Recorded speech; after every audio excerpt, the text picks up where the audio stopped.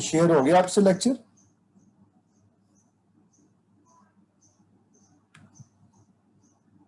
Yes sir.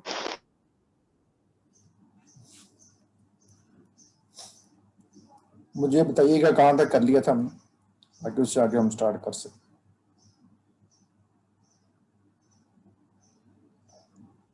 Sir ये वाला तो अभी हमने स्टार्ट ही किया था, थोड़ा सा ही पढ़ा था। कितनी स्लाइड्स हो गई थी हमारी?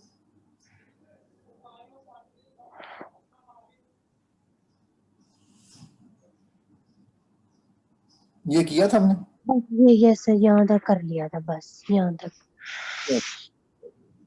ये डायग्राम हो गई थी। चलें ठीक है, मैं थोड़ा सा व्यू दे के ना फिर हम आगे स्टार्ट करते हैं। जी हमारे पास एंटी फंगल एजेंट्स का टॉपिक है। एंटी फंगल एजेंट्स जो है हमारे पास नॉर्मली हम यूज करते हैं जब हमें पता हो कि ये फंगस का अटैक है। और फंगस का अटैक क्यों होता है? फंगस का अटैक तब होता है जब हमारे पास जो हमारा इम्यून सिस्टम है दैट हैज बीन वीकेंड, और अगर कोई सर्जरी हो किसी की उस दौरान भी फंगस इन्फेक्शन काज हो सकती है, या उन एरियाज में जहां के ब्लड की सर्कुलेशन कम है वहां भी हमारे पास फंगस का अटैक हो सकता है। और ऐसे एरियाज जहां जो एंटी माइक्रोबियल एजेंट्स हैं वो नहीं पहुंच पाते बॉडी में, तो वहां भी हमारे पास फंगस अटैक के चांसेस हो सकते हैं। इसमें हमारे पास फंगस इन्फेक्शन टू टाइप्स की है, एक सुपरफिशियल इन्फेक्शन है और एक deep seated infection. Superficial infection में हमारे पास क्या आ जाएगा? हेयर, स्किन, नेल आ जाएगा। डीप सीटेड का मतलब क्या होगा कि deep layers of the skin में या other organs of the body में अगर इन्फेक्शन हो तो उसे हम कहेंगे डीप सीटेड। अब इसमें हमारे पास डिफरेंट कैटेगरीज हैं ड्रग की, जो कि जाके अटैक करती हैं डिफरेंट स्पेसिफिक एरियाज के ऊपर। कुछ ड्रग्स ऐसी हैं जो कि सेल मेम्ब्रेन को डिस्ट्रॉय करती हैं, कुछ ऐसी हैं जो डीएनए को डिस्ट्रॉय करती हैं, कुछ ऐसी हैं जो कि इसकी जो लेयर होगी सेल वॉल की उसको डिस्ट्रॉय करते हैं, और इसकी जो सेल वॉल की लेयर है that is made up of chitin. कुछ ऐसी हैं जो माइक्रोट्यूब्यूल्स को इनहिबिट कर देती हैं, जैसा कि माइटोटिक इनहिबिटर्स जो हैं वो हम यूटिलाइज कर लेते हैं। तो इस तरह हमारे पास डिफरेंट ड्रग्स हैं और उनके डिफरेंट रोल्स। सबसे पहले हम डिस्कस करते हैं सेल मेम्ब्रेन इनहिबिटर्स। उनमें जो ड्रग आ जाती हैं 2000 एम्फोटेरिसिन बी एंड नाइस्टेटिन। अब ये दोनों जो है इनका मैकेनिज्म ऑफ एक्शन सेम है। अब इस डायग्राम की बात करते हैं जो हम लास्ट टाइम भी डिस्कस कर चुके हैं कि सेल मेम्ब्रेन जो है उसके साथ क्या होता है, हमारे पास कोलेस्ट्रॉल के मॉलिक्यूल होते हैं। कोलेस्ट्रॉल का जो मॉलिक्यूल है that is named as the ergosterol. ये आपको ब्लू कलर के नजर आ रहे हैं, इनको हम एर्गोस्टिरोल कहते हैं। अब जो ड्रग होगी एम्फोटेरिसिन बी या नाइस्टेटिन वो आके बाइंड करेगी इनके साथ, जो हमारे पास एर्गोस्टिरोल के मॉलिक्यूल सेल मेम्ब्रेन में अटैच है। जब एम्फोटेरिसिन बी इसके साथ अटैक करेगी तो उसका रिजल्ट क्या होगा?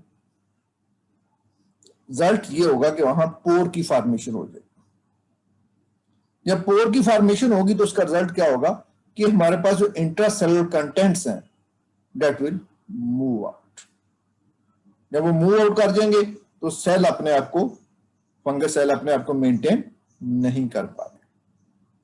जी यहां तक कोई क्वेश्चन किसी के माइंड में? मेरी कोशिश थी कि मैं आपको पिछला भी रिवाइज कर दूं ताकि हम नए लेक्चर को लिंक अप कर सकें। जी बच्चे, यहां तक किसी के माइंड में कोई क्वेश्चन हो, कोई बात कंफ्यूजिंग हो?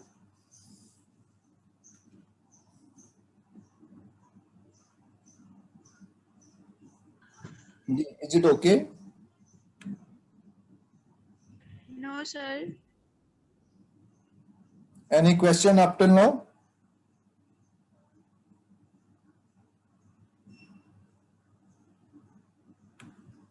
चलो जी नेक्स्ट मूव करते हैं हम। स्पेक्ट्रम की बात करते हैं कि जो हमारे पास ड्रग है एम्फोटेरिसिन बी, वो किन किन फंगस के अगेंस्ट वर्क करती है। कैंडाइडा स्पीशीज है,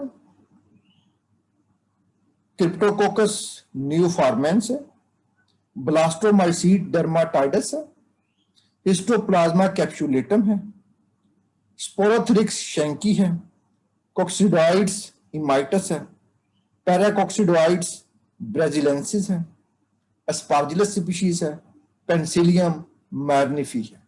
ये सारे जो है हमारे पास टाइप्स ऑफ फंगस हैं जो डिफरेंट एरियाज में पाई जाती हैं। उनको ट्रीट करने के लिए हम एम्फोटेरिसिन बी को यूटिलाइज कर सकते हैं। अब हम बात करते हैं कि जो हमारे पास एम्फोटेरिसिन बी है वो किस डोजेज फॉर्म में अवेलेबल है। तो ये नॉर्मली हमारे पास आईवी रूट के थ्रू हम यूज करते हैं, इंजेक्टेबल की फॉर्म में होती है, और इसको यूज करते हैं कैंडाइडा एजोफेजाइटिस और उसके अलावा म्यूकोरमाइकोसिस और इन्वेसिव एस्पार्जिलोसिस, इनके ट्रीटमेंट भी हम यूटिलाइज करते हैं। उसके अलावा एम्फोटेरिसिन बी को हम यूटिलाइज करते हैं ऐसे पेशेंट्स में जिनमें मेनिंजाइटिस काज हो बाय द कॉक्सिडोइड्स फंगस।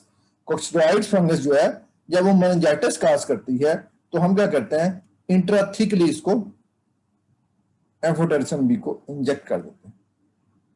ठीक है, इंट्राथिकल मतलब between layers of the brain हम इसको इंजेक्ट करते हैं ताकि मेनिंजाइटिस जो है उसके इन्फेक्शन को हम ठीक कर सकें।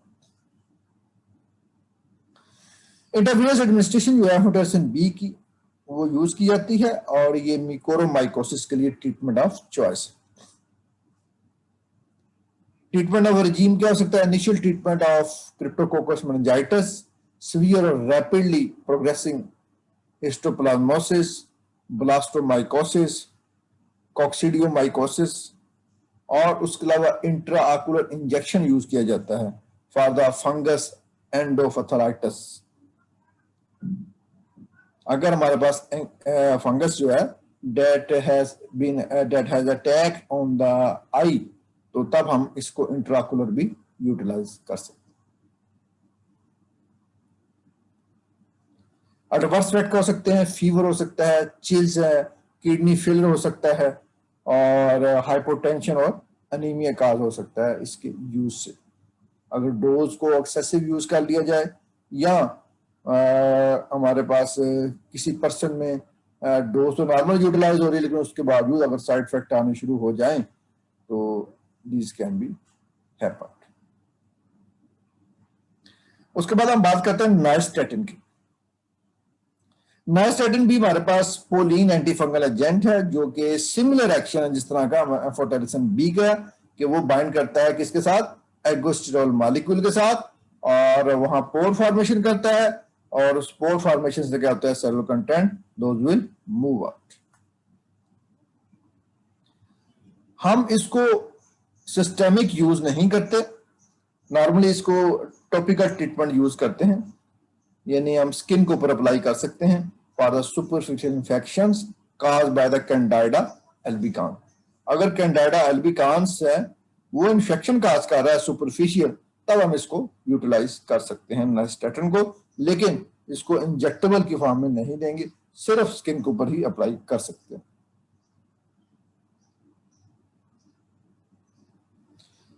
अब हमारे पास कौन कौन सी इंफेक्शन है जिसको ट्रीट करने के लिए हम नाइस्टेटिन को यूज कर सकते हैं? ओरल कैंडिडियासिस, अगर कैंडाइडा स्पीशीज जो कि फंगस है अगर ओरल कैविटी में अटैक करती है तो उसको हम थ्रश का नाम देते हैं, और उसके ट्रीटमेंट के लिए हम नाइस्टेटिन को यूज कर सकते हैं। माइल्ड इसोफेजियल कैंडिडियासिस, अगर इसोफेगस में कैंडाइडा स्पीशीज ने अटैक किया हुआ है तो उसको ट्रीट करने के लिए भी हम यूज कर सकते हैं। इसी तरह वेजिनाइटिस में भी हम इसको यूज कर सकते हैं। उसके बाद हम बात करते हैं एंटी फंगल एजेंट एजोल्स। ये हमारे पास ऐसी ड्रग्स हैं जो नॉर्मली सिंथेटिक होती हैं और इनका ब्रॉड स्पेक्ट्रम फंगिस्टैटिक एक्टिविटी है। क्या मतलब होगा ब्रॉड स्पेक्ट्रम फंगिस्टैटिक एक्टिविटी का, को बता सकते हैं? जी बच्चों, ग्राम पॉजिटिव और ग्राम नेगेटिव दोनों के लिए। ब्रॉड स्पेक्ट्रम का मतलब होगा कि वो दोनों को डील करेगा, ग्राम पॉजिटिव और ग्राम नेगेटिव बैक्टीरिया को, दोनों को। आपकी आपकी बात ठीक है, लेकिन वो बैक्टीरिया की हद तक है। यहाँ ये बात होगी कि जो मोस्टली जो फंगस है उनके अगेंस्ट इसकी वर्किंग होगी, उनकी एक्टिविटी को ये ब्लॉक करेगा। ठीक है, तो इसका हम कहेंगे ब्रॉड स्पेक्ट्रम फंगिस्टैटिक एक्टिविटी। फंगिस्टैटिक का मतलब होगा फंगस की ग्रोथ को इनहांस नहीं होने देता, उसको रोक देता है, लेकिन फंगस को डिस्ट्रॉय नहीं करता। उसे हम कहते हैं फंगिस्टैटिक। अब एजोल को हमने डिवाइड कर दिया टू ग्रुप्स में। एक वो ग्रुप है जो कि हमारे पास ओल्डर ग्रुप है इमिडाजोल एजेंट्स का, जिसको हम कहते हैं 5 member azole nucleus containing 2 nitrogen. ये मैं आपको इसकी स्ट्रक्चर दिखाता हूं कि जो रिंग की स्ट्रक्चर किस तरह की होगी इमिडाजोल रिंग की। ये हमारे पास इमिडाजोल रिंग है, ठीक है। और इमिडाजोल रिंग जो है उसमें आप देख सकते हैं कि हमारे पास 2 नाइट्रोजन जो है एटम मौजूद है, ठीक है। तो नाइट्रोजन जो है वो उस इमिडाजोल रिंग में मौजूद है, और ये कंफर्मेशन है कि ये एजोल ही है। अब उनके में हमारे पास डिफरेंट ओल्डर में क्लोट्रीमाजोल है, कीटोकोनाजोल है और मीकोनाजोल। न्यू जो ट्राइजोल कंपाउंड्स हैं एजोल न्यूक्लियस, उसमें 3 नाइट्रोजन है। जो ओल्डर मिडाजोल रिंग थी उसमें 2 नाइट्रोजन जो मैंने आपको दिखा दी है, और जो न्यू हमारे पास ट्राइजोल कंपाउंड है उसमें 3 नाइट्रोजन आ गए। उसमें फ्लूकोनाजोल है, इट्राकोनाजोल है और वोरिकोनाजोल। वोरिकोनाजोल जो है आप देख सकते हैं इसका इंजेक्टेबल फॉर्म में मौजूद है, और इसको हम आईवी यूटिलाइज कर सकते हैं। अब एजोल्स का मैकेनिज्म ऑफ एक्शन क्या है, एजोल्स काम कैसे कर रहे हैं। हमारे पास नॉर्मली लेनोस्टिरोल जो है उसकी कन्वर्जन होती है एर्गोस्टिरोल। कैसे होती है? With the help of cytochrome P450 enzymes. ये कहाँ होते हैं साइटोक्रोम P450 एंजाइम, बता सकता है? हम फार्मा 1 में पढ़ चुके। शाबाश, लिवर में होते हैं। और लिवर में ये क्या करते हैं, लिवर में ये जैसे ही लेनोस्टिरोल ये अटैक करते हैं तो ये रिमूव कर देते हैं मिथाइल ग्रुप को। बच्चे अपने ऑफ कर दें ये जो, जी ये अपने माइक म्यूट कर दें। हमारे पास नॉर्मली क्या होगा, लेनोस्टिरोल कन्वर्ट होगा एर्गोस्टिरोल में in the presence of enzyme cytochrome P450 system. अब जो P450 सिस्टम के एंजाइम्स हैं वो क्या करेंगे, लेनोस्टिरोल से मिथाइल ग्रुप को रिमूव कर देंगे, इट मीन डीमिथाइलेशन कर देंगे, और उसका रिजल्ट क्या बनेगा, हमारे पास एर्गोस्टिरोल की फॉर्मेशन होगी। अगर हम एजोल जो एंटी फंगल एजेंट्स हैं या ड्रग्स हैं वो यूज करते हैं जिसका ग्रुप है कीटोकोनाजोल, कीटोकोनाजोल क्या करेगा, इन एंजाइम को ब्लॉक कर देगा जो कि डीमिथाइलेशन कर रहे हैं लेनोस्टिरोल की toward the एर्गोस्टिरोल।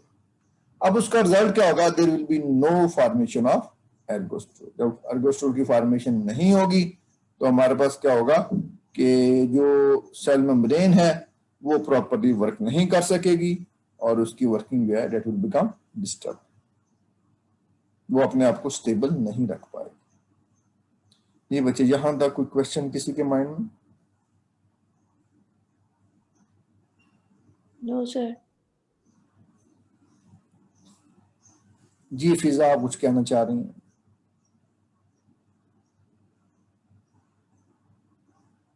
Fiza Iftikhar, any question? No sir, वो डेज हैंड हो गया था। असल में ना बच्चे अभी नींद में थे, लेक्चर अर्ली हो गया। नहीं सर, यहाँ पर डिस्कनेक्ट हो रहा है बारिश की वजह से। अच्छा अच्छा अच्छा, मैंने कहा शायद बच्चे नींद में हैं, तो नींद में गलती से बंदे का हाथ लग ही जाता है। नहीं सर, ऐसी बात नहीं। चलें, अच्छी बात है। जी नेक्स्ट हम बात करते हैं वो एक बात जो हमने ऑलरेडी डिस्क्राइब कर दिया है विद डायग्राम, उसको हम यहाँ as a description read out भी कर सकते हैं। All azole exert antifungal activity by inhibiting cytochrome P450 enzymes responsible for demethylation of lanosterol to ergosterol। वही बात जो मैंने आपको पहले इंटीमेट की थी। Reduced fungal membrane ergosterol concentration result in damage leaky cell membranes। ठीक है, वो सेल मेम्ब्रेन भी डैमेज हो जाएगी और जो क्या उसे कहते हैं वो जो उनमें मटेरियल होगा that will move out। The toxicity of these drugs depend on their relative affinities for mammalian and fungal cytochrome P450 enzymes। ठीक है, अब इस बात का मतलब क्या होगा, वो बता सकता है? इन ड्रग्स की टॉक्सिसिटी डिपेंड करती है relative affinities of mammalian fungal cytochrome P450 enzymes।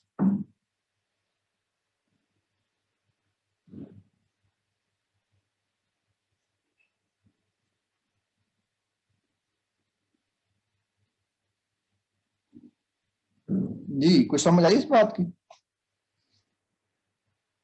हमारे पास जो टॉक्सिसिटी होती है ड्रग की वो डिपेंड करती है कि एफिनिटीज कितनी है mummy cell cytochrome P450 enzymes, किन के साथ इसकी अटैचमेंट ज्यादा होगी, फंगल के साइटोक्रोम P450 सिस्टम एंजाइम के साथ या ममेलियन के साथ।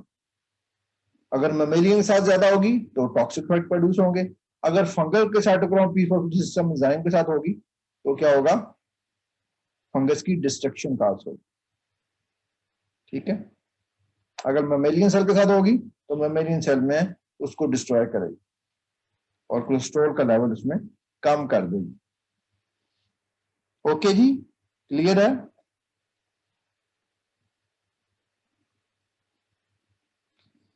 अब हम बात करते हैं कि बेनिफिट क्या हो सकते हैं ट्राइयाजोल्स के।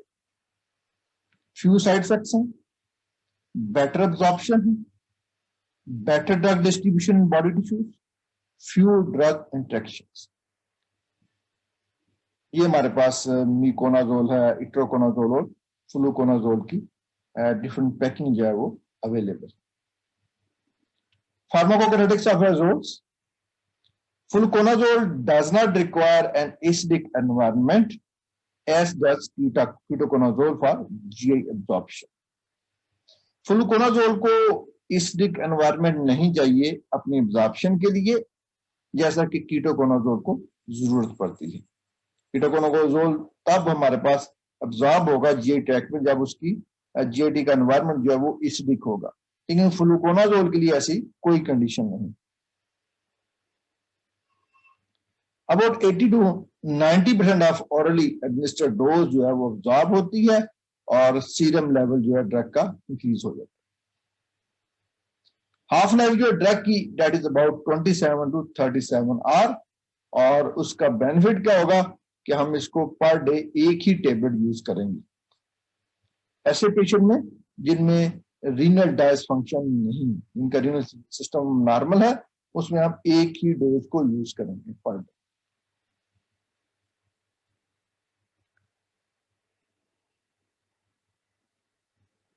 अब क्या होगा हमारे पास, इसमें हमारे पास सिर्फ 11% ड्रग जो है जो प्लाज्मा प्रोटीन के साथ बाउंड करती है और बाकी जो है हमारे पास पेनिट्रेट कर जाती है into most body tissue. It's mean इसकी जो प्लाज्मा प्रोटीन बाइंडिंग कम है और अबाउट 89% ड्रग जो है that will be free and that can enter into different body tissues. अब CSF लेवल जो है वो 60 to 80% है सीरम लेवल, और जिसका रिजल्ट क्या होगा, हम इसको फंगल मेनिंजाइटिस को ट्रीट करने के लिए यूटिलाइज कर सकते हैं। 80% ड्रग जो है वो एक्सक्रीट होती है unchange in the urine. 80% drug जो है वो एक्सक्रीट हो जाती है बगैर चेंज हुए यूरिन। डोजेज रिडक्शन जो है वो required in terms of renal insufficiency. अगर किसी पेशेंट में किडनी फेलर है उसमें हम डोज को रिड्यूस करते हैं। ये हमारे पास थेराप्यूटिक यूज आ जाएंगे फ्लूकोनाजोल के। अगर किसी को ओरल थ्रश है और उसके अलावा स्किन के ऊपर हमारे पास इन्फेक्शन है फंगल, तो यहाँ फीट पे है, तो तब हम इसको हम कहेंगे कि ये फ्लूकोनाजोल को यूटिलाइज करेंगे। नॉर्मली हम इसको यूज करते हैं फ्लूकोनाजोल को in the treatment of infections with most Candida species. Thrush in the end stage AIDS patient. अभी मैंने थ्रश का बताया, थ्रश क्या होता है?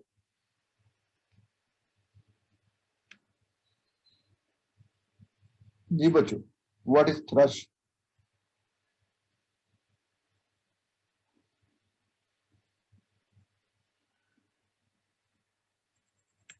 अभी बताया बच्चों, क्या हो गया आप लोगों को? ये जो टंग का सर आपने बताया। हाँ, जो ओरल कैविटी में फंगल इन्फेक्शन होती है उसे ओरल थ्रश का नाम देते हैं।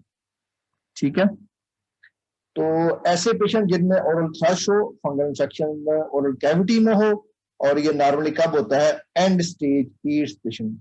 एड्स के ऐसे पेशेंट जो कि अपनी आखिरी स्टेज में हो, और उनमें हमारे पास नॉर्मली ये डेवलप हो जाता है। अब क्या करते हैं हम, 150 मिलीग्राम की डोज जो है वो हम यूटिलाइज करते हैं फॉर द वजाइनल कैंडिडियासिस। अगर वजाइना में फंगल इन्फेक्शन है, उसको ट्रीट करने के लिए हम 150 मिलीग्राम डोज जो है वो एडमिनिस्टर करें। और नॉर्मली इसका जो ड्यूरेशन है फॉर 1 वीक जो है इसका इफेक्ट पड़ जाता है, परसिस्ट करता है, और 1 वीक के बाद फिर हम इसकी डोज को दोबारा फिर एडमिनिस्टर करते हैं। तो अगर किसी को यूटी इन्फेक्शन है कैंडिडा की वजह से, तब भी हम इसका फ्लूकोनाजोल को यूज कर सकते हैं फॉर 3 डेज। उसके अलावा stable non neutropenic patient with candidemia can be adequately treated with the fluconazole.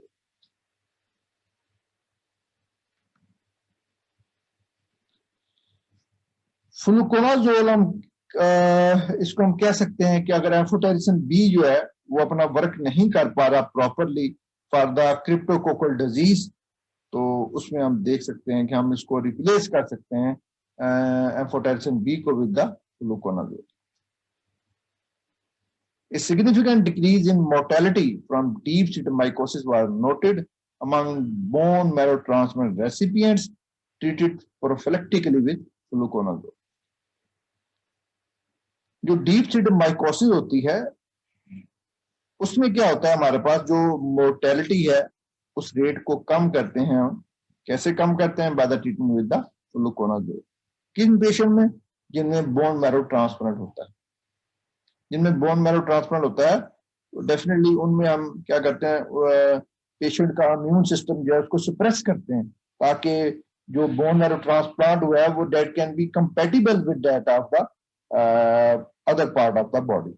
ठीक है, जब बोन मैरो ट्रांसप्लांट करते हैं तो डेफिनेटली एक जगह से दूसरी जगह ट्रांसप्लांट करते हैं, तो there could be adverse effects. तो उसमें हम क्या करते हैं फिर कि हम इम्यून सिस्टम को सप्रेस कर देते हैं बाय एडमिनिस्ट्रिंग द इम्यूनोसप्रेसिंग ड्रग। उसकी वजह से क्या हो सकता है, हमारे पास फंगल इन्फेक्शन का हो सकता है, तो उसको ट्रीट करने के लिए हम फ्लूकोनाजोल दे सकते हैं।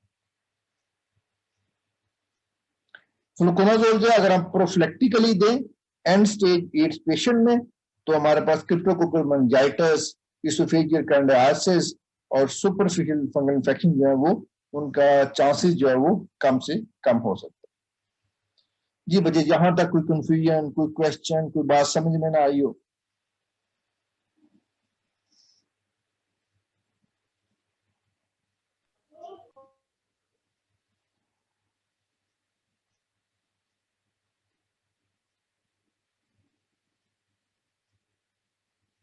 जी बच्चों, एवरीथिंग क्लियर? Yes sir. बच्चे सो जाते हैं, मेरा ख्याल है यहाँ अभी भी सोए हुए हैं। क्यों जाग रहे हैं बहुत बच्चों? सारे जाग यस रहे सर। हैं। अच्छा अच्छा, आज मौसम भी तो ठंडा हो गया ना, बारिश की वजह यस सर, बारिश हो रही है। से। बारिश हो रही है तो बारिश में बंदे को वैसे भी ज्यादा नींद आती है, ऐसे ही है। अभी बहुत सारे लोगों ने पार्टिसिपेट ही नहीं किया, क्या ख्याल? ये तो सारा बहाना बन गया जी हमारी। अब वो जो फिजियोलॉजी की क्लास का टाइम भी खत्म हो गया, अब कोई और टाइम भी नहीं है कि वो बता सके। नो क्या सर, ख्याल है? क्लास एंड हो गई है। एंड सर होगी वो बच्चे मेरी की? क्लास एंड हो गई है। सर वो ना आज यूनिवर्सिटी में नेट नहीं आ रहा था, तो मैम ने क्लास 8:45 पे स्टार्ट की थी, इसलिए लेट हो गए। अच्छा, तो अभी बाकी बच्चे शामिल हो रहे हैं कि बस आप लोग ही होंगे? सर जितने उस क्लास में थे आई थिंक वो सब आ गए हैं। अच्छा, तो इसका मतलब बाकी बच्चे सो रहे हैं। चलें जी, नेक्स्ट हम बात करते हैं एडवर्स इफेक्ट क्या हो सकते हैं फ्लूकोनाजोल के। एक तो हमारे पास फ्लूकोनाजोल का एडवर्स इफेक्ट ये होगा, एलोपेशिया हो सकता है। ठीक है, तो अगर हाई डोज इसकी यूज की जाए एंटी फंगल एजेंट्स की तो एलोपेशिया भी काज हो सकता है। अगर हम एंजाइम इनहिबिटर फ्लूकोनाजोल को फेनिटोइन के साथ देंगे तो इंक्रीज सीरम फेनिटोइन लेवल हो जाएगा। क्या मतलब होगा इसका?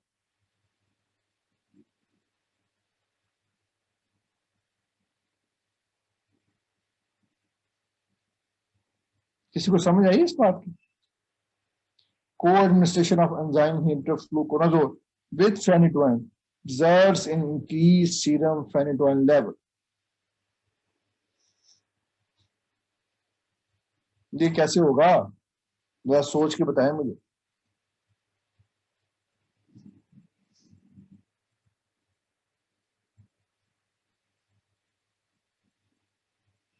जी, बात समझ में आ रही है आपको?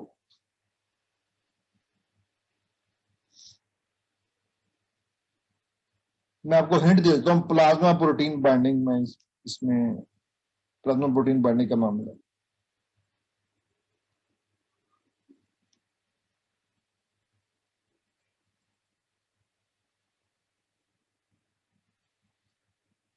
जी बच्चों,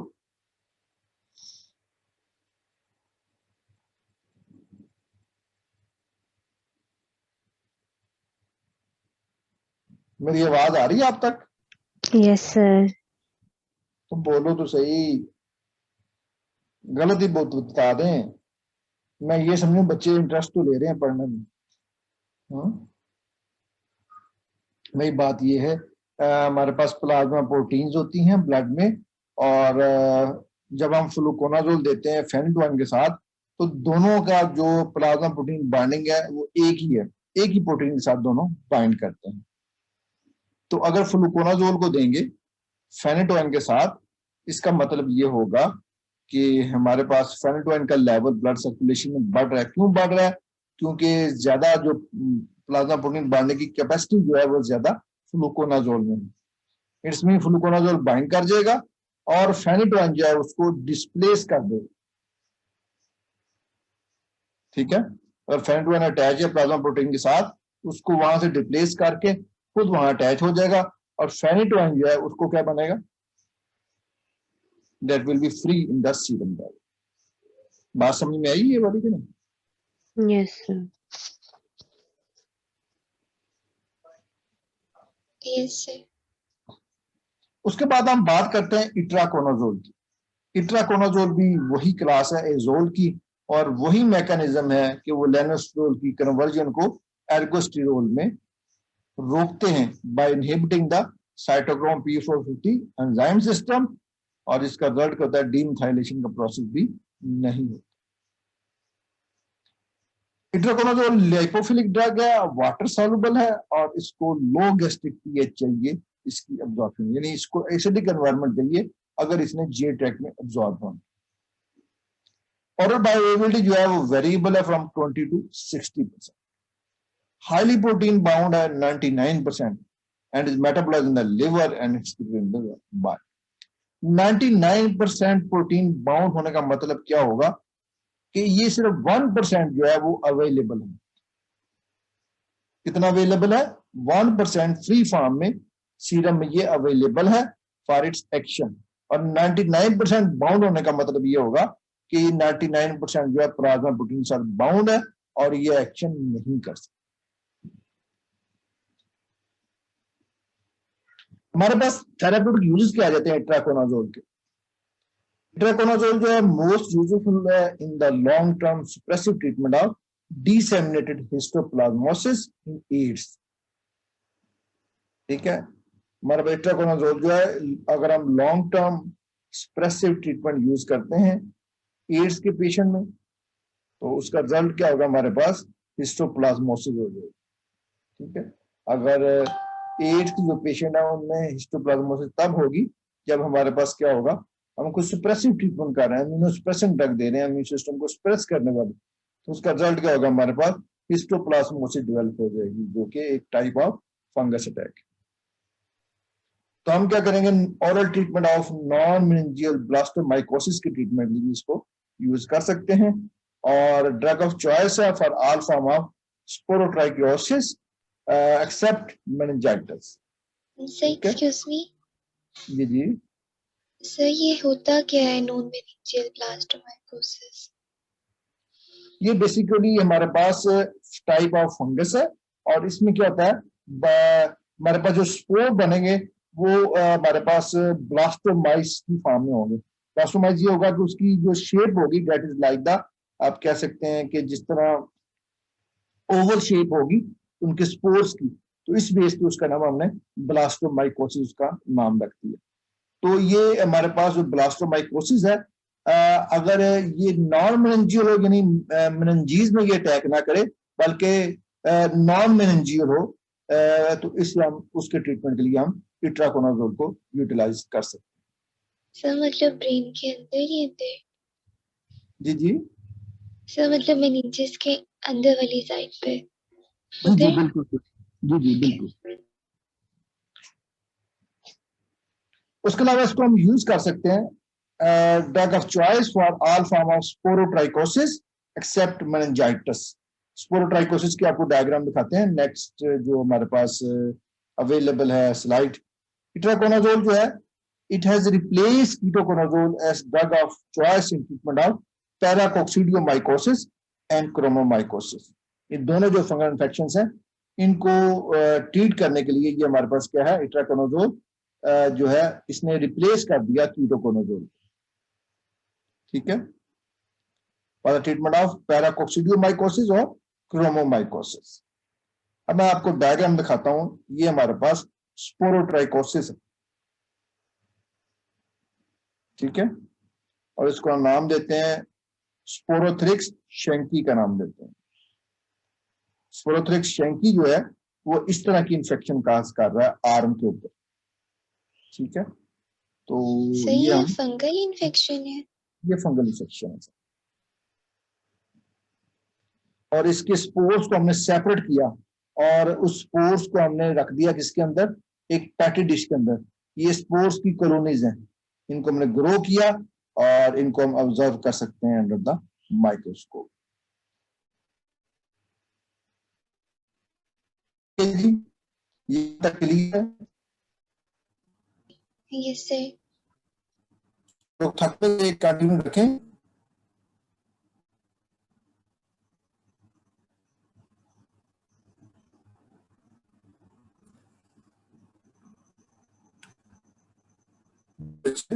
मेरी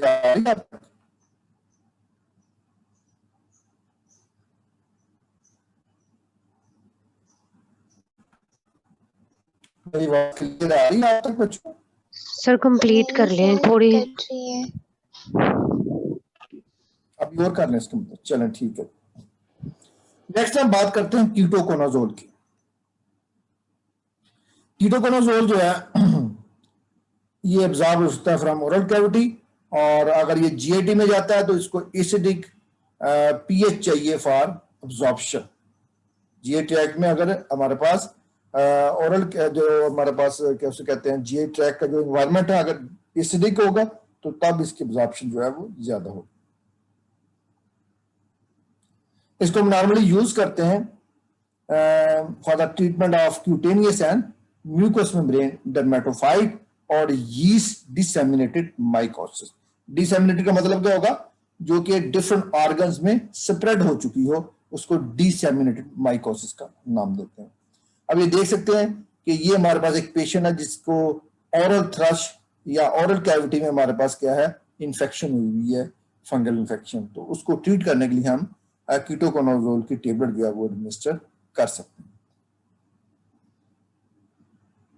थेरेप्यूटिक यूजेस की बात करते हैं, कीटोकोनाजोल जो है effective in treatment of thrush, thrush का मतलब होगा oral fungal infection, but fluconazole is superior to ketoconazole for refractory thrush. Fluconazole जो है वो ज्यादा बेहतर है कीटोकोनाजोल से रिफ्रैक्टरी थ्रश के लिए। रिफ्रैक्टरी थ्रश क्या होगा?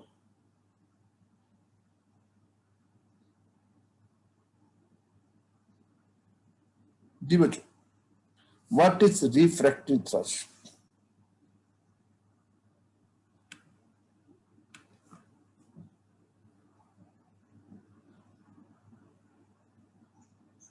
थ्रश तो सर माउथ से रिलेटेड ही होगा ना, और रिफ्रैक्टरी का मतलब होगा कि अगर हमारे पास एक दफा ओरल कैविटी में फंगस इन्फेक्शन हुई है, वो क्योर हो गई है, लेकिन दोबारा फिर हो जाती है, बार बार हो जाती है, ठीक होने के बाद फिर हो जाती है, तो उस डिजीज के ट्रीटमेंट के लिए हम जो कीटोकोनाजोल है, इसकी बजाय फ्लूकोनाजोल जो है that has a better action. Ketoconazole जो है इतना अच्छा एक्शन नहीं है उसका रिफ्रैक्टरी थ्रश के लिए, जो बार बार इन्फेक्शन होती है और ठीक हो जाती है फिर शुरू हो जाती है। उसके अलावा वाइड स्प्रेड डर्मेटोफाइड इन्फेक्शंस के लिए यूज करते हैं स्किन सर्फेसिस के ऊपर, और उसके अलावा इसको ट्रीट कर सकते हैं फार्मा और कीटोकोनाजोल। और कीटोकोनाजोल को हम कीटोकोनाजोल देते हैं तो वो स्किन सरफेस के ऊपर कोई इन्फेक्शन है तो उसको भी ट्रीट कर सकते हैं।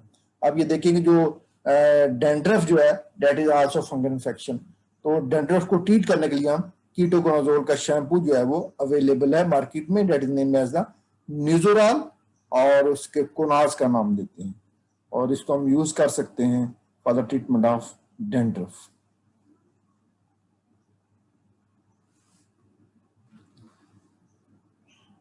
एडवर्स इफेक्ट क्या हो सकते हैं कीटोकोनाजोल के? नोजिया है, वॉमिटिंग है, एनोरेक्सिया है, एपिगैस्ट्रिक डिस्ट्रेस है, प्रोराइटिस है, एलर्जिक डर्माटाइटिस है, और ये उसके अलावा लिवर एंजाइम की एलिवेशन भी हो सकती है। उसके अलावा रिडक्शन हो जाएगी टेस्टोस्टेरोन की फॉर्मेशन में, एड्रिनल रिस्पांस जो है वो कम हो जाएगा, तो कार्टिकोट्रोफिन हार्मोन्स गायनेकोमेस्ट्री का काज हो सकता है, इम्पोर्टेंस हो सकती है, रिड्यूस स्पर्म काउंट है, और डिमिनिश्ड लिबिडो हो सकती है, इरेगुलर मैसेज हो सकते हैं, और एडजंक्टिव ट्रीटमेंट है फॉर प्रोस्टेटिक कार्सिनोमा, तो उसमें भी हम इसको विद काशन यूज करेंगे। अगर किसी को प्रोस्टेटिक कार्सिनोमा है तो उसमें भी हमारे पास तो वो मजीद वर्स हो सकता है, खतरनाक हो सकता है, तो उसमें भी हम इसको यूज करेंगे विद काशन। नेक्स्ट हम बात करते हैं क्लोट्रीमाजोल की। क्लोट्रीमाजोल जो है हमारे पास ब्रॉड स्पेक्ट्रम फंगिस्टैटिक एक्सक्यूज मी जी सर, इसके एडवर्स इफेक्ट्स पे आपने कहा है कि जो लिवर के एंजाइम्स हैं वो इफेक्ट होंगे, मतलब अगर वो ज्यादा हो रहे हैं तो जो एंजियोटेंसिन वगैरह है उसकी वजह से तो फिर हमें और भी डिजीज हो सकती है ना पेशेंट्स को। फॉर एग्जांपल कोई हार्ट डिजीज हो जाएगी तो फिर ये देना सेफ रहेगा? फिर हम डोज को रिड्यूस कर देंगे ना सर डोज लाइक 2.5 mg से ऑनवर्ड नहीं देते होते? मैं आपकी 12 बात से समझ अंडर दोबारा सर बात कीजिए। डोज तो 2.5 से लेकर 20 के दरमियान में देनी होती है ना उसकी, किसकी उससे भी रिड्यूस कर देंगे सर? किसकी जो डोज? एस इनहिबिटर्स होते हैं वही देंगे इस केस में? ये तो हम एंटी फंगल एजेंट की बात कर रहे हैं ना। जब उससे लिवर एंजाइम्स इफेक्ट हो रहे हैं ना, हम्म। तो उसका लेवल अगर बढ़ गया तो फिर तो और भी बहुत कुछ हो सकता है। लिवर एंजाइम का लेवल अगर बढ़ता है तो हम डोज चेंज कर देंगे। अगर कुछ पेशेंट में लिवर एंजाइम के लेवल को बढ़ा रही है तो हम इसको ड्रग को चेंज कर दें, कोई और ड्रग दे देंगे, ठीक है। फिर कौन सी देंगे? फिर हम उसके अलावा हम दे सकते हैं, हमारे पास इट्राकोनाजोल की बजाय फ्लूकोनाजोल अवेलेबल है, कीटोकोनाजोल अवेलेबल है, मीकोनाजोल अवेलेबल है, इसमें कोई भी ड्रग दे सकते हैं अल्टरनेटली। और ये हर पेशेंट में नहीं होता, 1-2% चांसेस होते हैं इसके, ठीक है। ये नहीं कि तमाम लोगों में एडवर्स इफेक्ट प्रोड्यूस हो जाए, कुछ में होते हैं और कुछ में नहीं होते। ये प्रोबेबिलिटी होती है कि स्टैट की बेस पे हम कह सकते हैं कि इतने % लोगों में ये चांस बन सकता है, ठीक है। रेयर केसेस होते हैं और रेयर केसेस को फिर हम ट्रीट कर सकते हैं। अगर उनमें कोई एलिवेशन हो जाती है एंजाइम्स की तो हम उसको ट्रीट कर सकते हैं by the administration of the different drugs which are available for lowering the enzyme level of liver, ठीक है। तो हम उसको कंट्रोल कर सकते हैं।